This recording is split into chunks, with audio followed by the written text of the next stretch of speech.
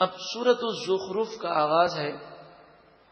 زخرف زیب و زینت کو کہتے ہیں، آرائش کو کہتے ہیں، اور زخرف سونے کو بھی کہا جاتا ہے، گولڈ کو۔ یہ مکی سورت ہے، ہجرت سے پہلے اس کا نزول ہوا۔ قرآن پاک کی ترتیب کے اعتبار سے اس کا نمبر 43 ہے، نزول کے اعتبار سے اس کا نمبر 63 ہے، اور اس میں 89 آیات ہیں اور 7 رکوع ہیں۔ اگر ترتیب کے لحاظ سے دیکھا جائے تو جن صورتوں کا ذکر ہوا کہ 4-5 صورتیں ایک ساتھ نازل ہوئی ہیں، اس میں سورہ زخرف بھی ہے کہ سورہ شورا کا قرآن پاک کے نزول کے اعتبار سے نمبر 62 ہے اور سورہ زخرف کا 63 ہے۔ تو یہ تمام صورتیں ایک کے بعد دوسری نازل ہوئی ہیں۔ تو جب ان کا زمانہ نزول ایک ہی ہے تو ان کے مضامین تقریباً یکساں ہیں۔ یعنی یوں سمجھیے کہ اس زمانے میں جس طرح کے کافر پروپیگنڈا کرتے تھے، ان کے اعتراضات کے جوابات ان صورتوں میں مختلف انداز سے دیے گئے۔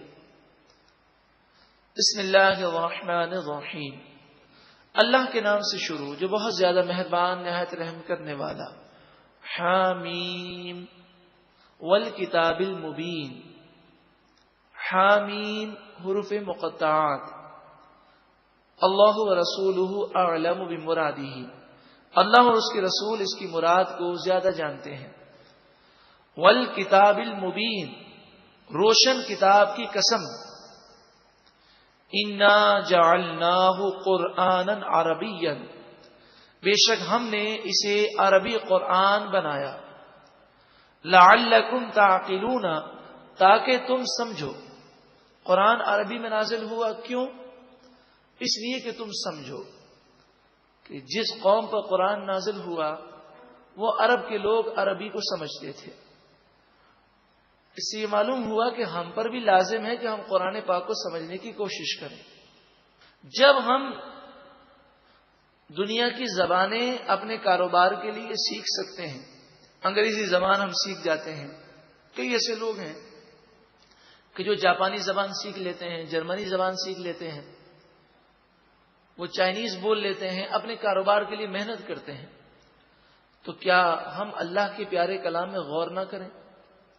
یقیناً یہ نور قرآن نشستوں کی بہاریں ہیں کہ جو بھائی غور سے سنتے ہیں، ان میں سے بعض کا بیان ہے کہ جب اب ہم قرآن پاک کی تلاوت کرتے ہیں تو بسا اوقات قرآن کا مفہوم ہماری نگاہوں کے سامنے، ہمارے ذہن میں ایسا گزرتا ہے کہ بسا اوقات رونگٹے کھڑے ہو جاتے ہیں اور آنکھوں سے آنسو جاری ہو جاتے ہیں۔ قرآن کا معجزہ ہے۔ اللہ رب العالمین ہمیں قرآن پاک سمجھنے کا مزید ذوق و شوق عطا فرمائے۔ وَإِنَّهُ، اور بے شک یہ کتاب، فی ام الکتاب، لوح محفوظ میں ہے، اور وہاں سے اس کتاب کا نزول ہوا۔ لدینا، ہمارے پاس ہے، لعلی حکیم، ضرور بلند و بالا ہے، حکمت والا ہے۔ اللہ رب العالمین بلند و بالا ہے، وہ حکمت والا ہے، اور یہ کلام بھی بلند و بالا ہے اور حکمت سے بھرا ہے۔ افنضرب عنکم الذکر صفحا، کیا ہم تم سے اس ذکر کو بالکل پھیر دیں، قرآن کا نزول بند کر دیں؟ ان کنتم قوما مسرفین، اس وجہ سے کہ تم حد سے بڑھنے والی قوم ہو، یعنی یہ نصیحتیں تمہیں بری لگتی ہیں تو کیا ہم نصیحت کرنا چھوڑ دیں؟ حدیث پاک میں آتا ہے کہ کافر بہت زیادہ قرآن پر اعتراض کرتے، وہ سننے کو تیار نہ ہوتے، لیکن قرآن کا نزول برابر ہوتا رہا، تو فرمایا کیا تمہاری خاطر ہم قرآن کا نزول بند کر دیں اور یہ نزول کسی اور قوم پر کریں؟ تو مفسرین فرماتے اگر ایسا ہوتا تو وہ قوم ہلاک ہو جاتی۔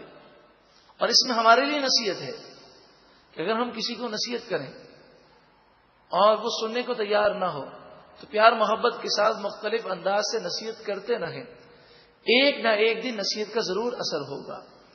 تو یہ قرآن پاک میں وہ تاثیر ہے کہ عرب کے وہ لوگ جو سب سے زیادہ سخت تھے، قرآن کا نزول ہوتا رہا اور آخر کار اس قرآن کے نور نے ان کے دلوں کو منور کر دیا۔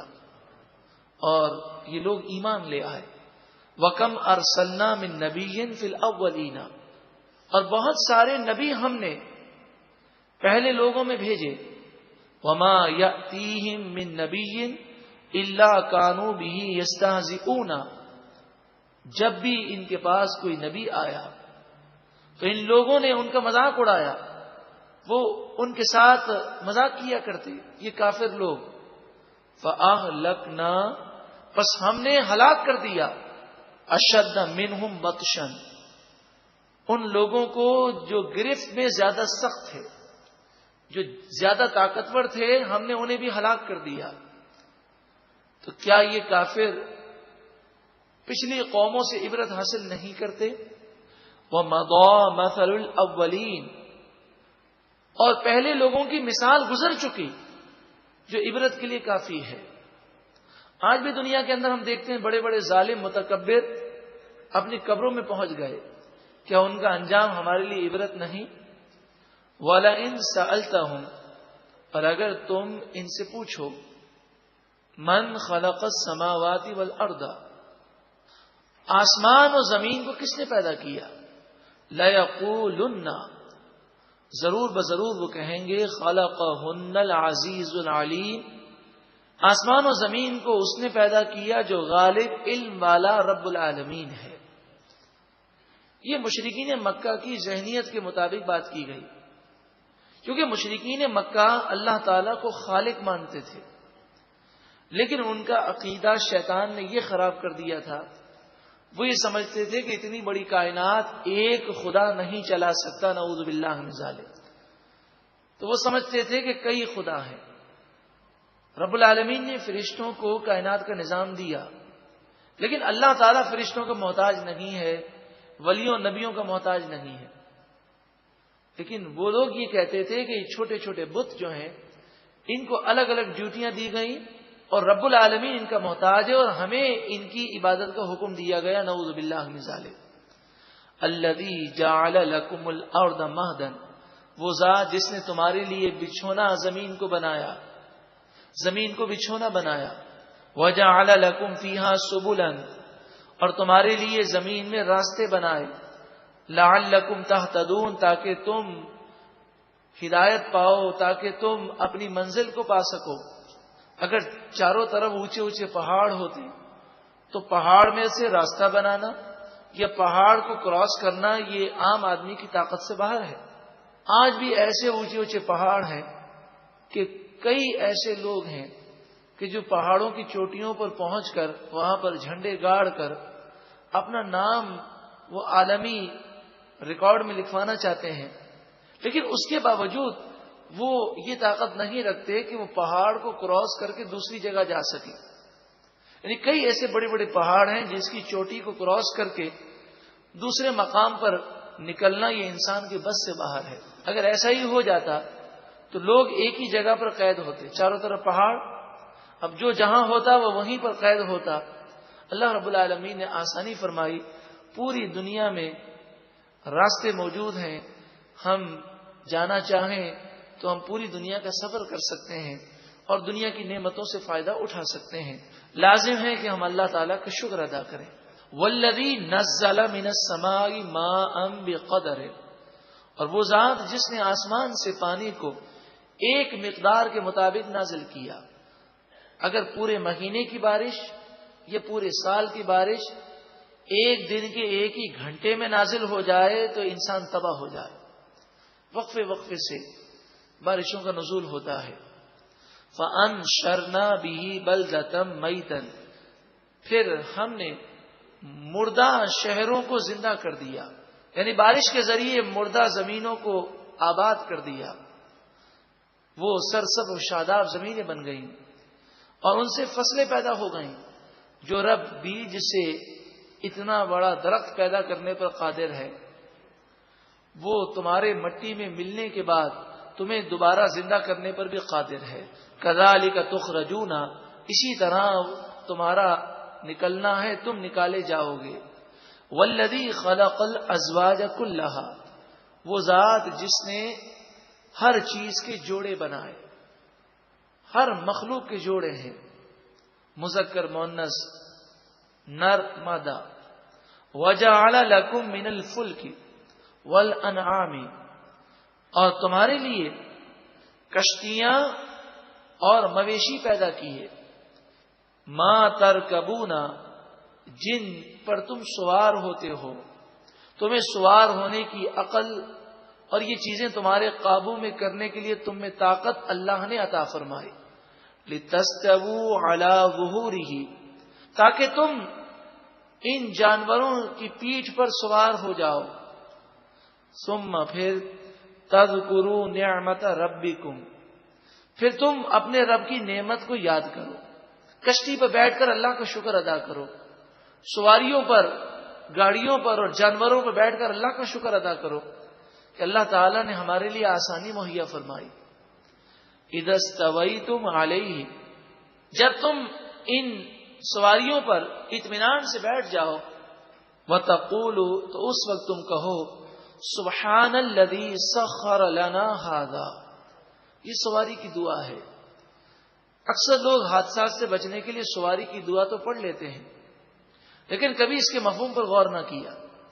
یہ سواری کی دعا اللہ کی بارگاہ میں شکر ادا کرنا ہے. اے مالک و مولا، تو پاک ہے کہ تو نے ہمیں یہ سواری عطا فرمائی. اور شکر کے یہ معنی ہے کہ بندہ اللہ کی نعمت کی قدر کرے اور ہمیشہ گناہوں سے بچنے کی کوشش کرے. سبحان الذی، پاک ہے وہ ذات، سخر لنا ھذا، جس نے ہمارے لیے اسے قابو میں کر دیا. سخر مانے قابو میں دے دیا. کبھی کبھی آپ نے دیکھا ہوگا کہ ہوائی جہاز بھی پائلٹ کے قابو سے باہر ہو جاتا ہے. ٹرینیں اور گاڑیاں یہ بھی قابو سے باہر ہو جاتی ہیں. کبھی کبھی کشتیاں بھی ڈوب جاتی ہیں. تو جب ہم کشتی میں بیٹھے تو ہم نے اللہ کا شکر ادا کیا. اور قاعدہ یہ ہے لئن شکرتم لازیدنکم، اگر تم میرا شکر کرو گے تو میں تمہیں اور نعمتیں عطا فرماؤں گا. تو جب وہ کشتی میں بیٹھ کر یا سواری پر سوار ہو کر وہ اللہ کا شکر ادا کرے گا تو اللہ تعالیٰ اس کی حفاظت فرمائے گا. اور حدیث پاک میں فرمایا وہ حادثات سے محفوظ رہے گا. سخر لنا ھذا، پروردگار تو نے ہمارے لیے اس سواری کو قابو میں کر دیا. وما کننا لہ مقرنین، اور ہم اسے قابو میں رکھنے کی طاقت نہ رکھتے تھے. اگر تو ہماری آنکھ کو لے لے، ہمارے کانوں کو لے لے، ہمارے ہاتھوں پر فالج پڑ جائے، یا ہمارے پاؤں بریک نہ لگا سکیں، یا ہماری عقلیں چلی جائیں، تو بتائیے کیا ہم کوئی گاڑی چلا سکتے ہیں؟ یہ اللہ کا کرم ہے. وَإِنَّا إِلَىٰ رَبِّنَا لَمُنْقَلِبُونَ، اور بے شک ہم إِلَىٰ رَبِّنَا، اپنے رب کی طرف، لَمُنْقَلِبُونَ، ضرور پلٹنے والے ہیں. یعنی یہاں پر آخرت کی یاد بھی ہے کہ کوئی سواریوں میں مشغول ہو کر وہ اللہ کو نہ بھول جائے. ایک نہ ایک دن ہمیں دنیا سے جانا ہے. یہ سواریاں تو عارضی فائدے ہیں، حقیقی سواریاں تو جنت کی سواریاں ہیں. چونکہ یہ آیت ہم اکثر پڑھتے اور سنتے ہیں تو ایک مرتبہ پھر اس کا ترجمہ سماعت کیجیے.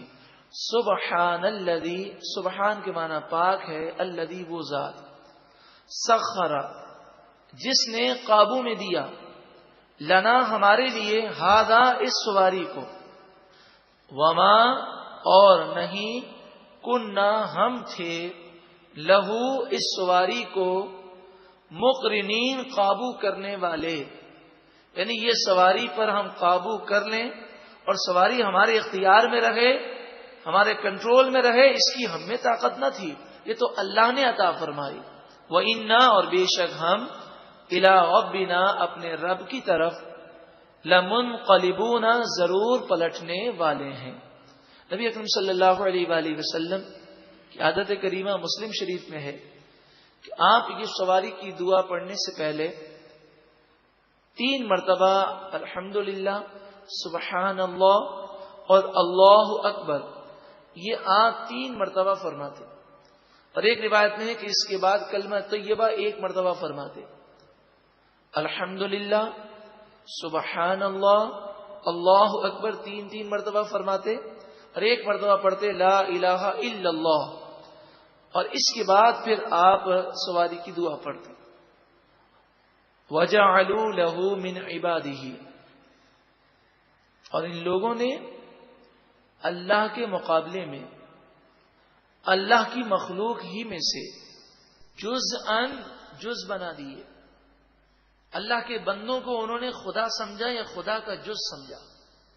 جیسے عیسائی حضرت عیسیٰ علیہ السلام کو خدا کا بیٹا، یہودی حضرت عزیر کو خدا کا بیٹا سمجھتے ہیں، اور بعض مشرکین فرشتوں کو اللہ کی بیٹیاں سمجھتے. تو بیٹا اور بیٹی وہ جز ہوتا ہے. اللہ تبارک و تعالی اولاد سے پاک ہے، کوئی اس کا جز نہیں ہو سکتا. ان الانسان لکفور مبین، بے شک انسان ضرور کھلا ناشکرا ہے، وہ ناشکری کرتا ہے.